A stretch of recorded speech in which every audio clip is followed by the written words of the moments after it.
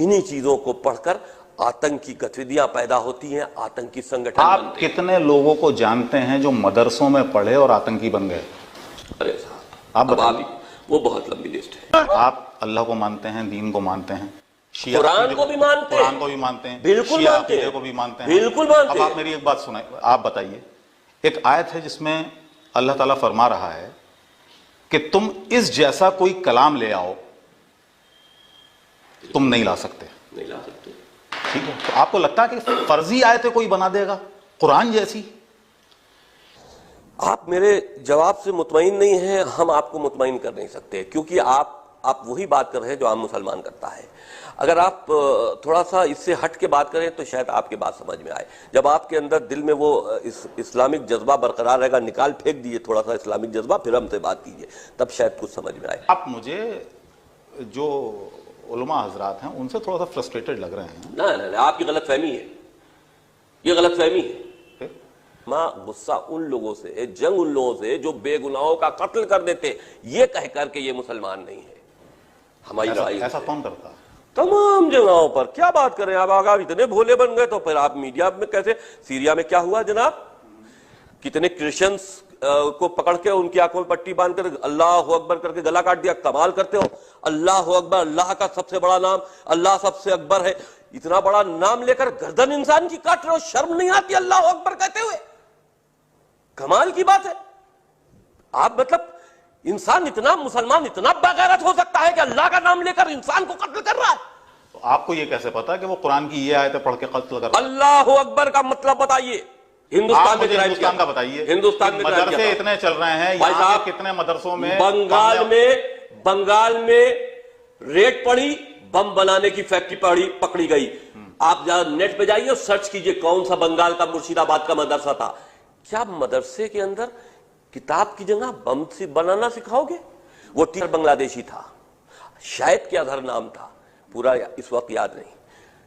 केरल के अंदर बांग्लादेशी था, शायद क्या अजहर नाम था, पूरा इस वक्त याद नहीं। मदरसे में रेड पड़ी, असलहे बरामद हुए। उत्तर प्रदेश में मदरसे में रेड पड़ी, असलहे, किताबों की जगह असलहे बरामद हो रहे हैं और आप कह रहे हो कि इस्लामिक तालीम दे रहे।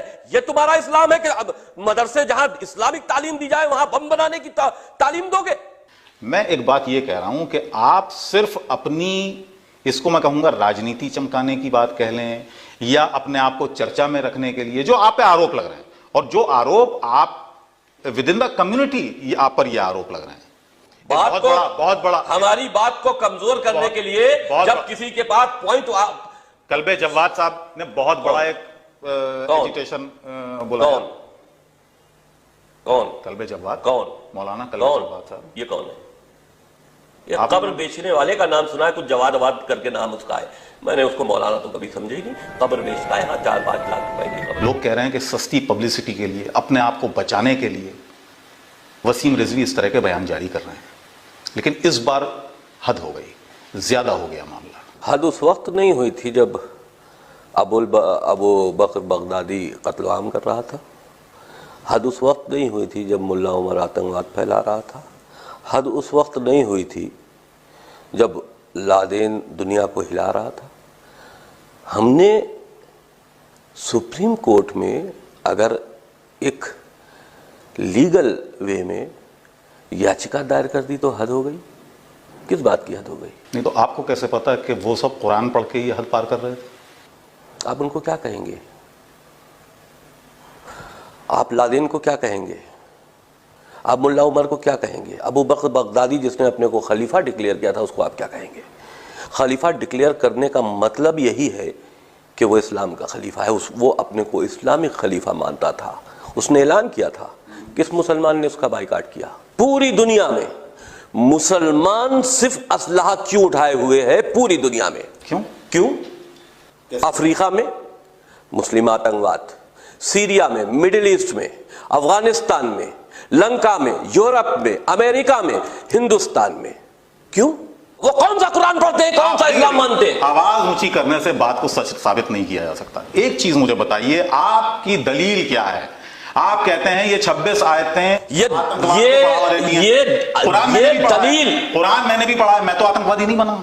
ठीक है, कुरान आपने भी पढ़ा है, हमने भी पढ़ा है, कुरान यहाँ पर जो जितने भी मौलवी हजरात हैं उन्होंने भी पढ़ा है कुरान, बिल्कुल पढ़ा है। ठीक है, शिया हो या सुन्नी हो सबने पढ़ा है। जो मिसयूज करता है, सुनिए, अब आपने बात कहली, कंप्लीट कर ली, मुझे जवाब देने दीजिए। यहां पर कुरान की आयतों के मिसयूज की बात हो रही है। जिन आयतों की आज कुरान के अंदर तालीम पाकर आप एक वैशी दरिंदे बन रहे हैं और उसको आप इस्लाम कह रहे हैं। आप ये कहिए ना मिसयूज मत करो, आप कह रहे हैं हटा लो। हटा लो का मतलब यह है कि अगर मौजूद रहेगा तो मिसयूज करता रहेगा। आप ठेकेदार हैं, हम रोकेंगे, आप रोकेंगे, कौन रोकेगा? आज तक इस्लामिक आतंकवाद को किसने रोक दिया? मैं जिहादियों से लड़ रहा हूं। वसीम रिजवी कभी कहते हैं सारे जितने भी मस्जिदें हैं यहाँ पे उस वक्त की बनी हुई सारी दे दी जानी चाहिए, बिल्कुल उसको मंदिरों में तब्दील बिल्कुल दे देनी चाहिए। हराम है नमाज, कभी नमाज हराम है। कभी कहते हैं श्री राम उनके सपने में आए, लूटी हुई जगह पर, जबरन बनाई हुई जगह पर नमाज हराम है। और जब नमाज हराम है तो मस्जिद, वो मस्जिद हो ही नहीं सकती। आप अयोध्या की बात ना कीजिए, मैं 11 मस्जिदों की बात कर रहा हूं। इन 11 मस्जिदों में नमाज जो पढ़ी जा रही है वो इबादत के लायक नहीं है, वो हराम है, क्योंकि वो गस्बी जगह पर, लूटी हुई जगह पर, जबरन बनाई हुई जगह पर मस्जिदें तामीर की गई हैं।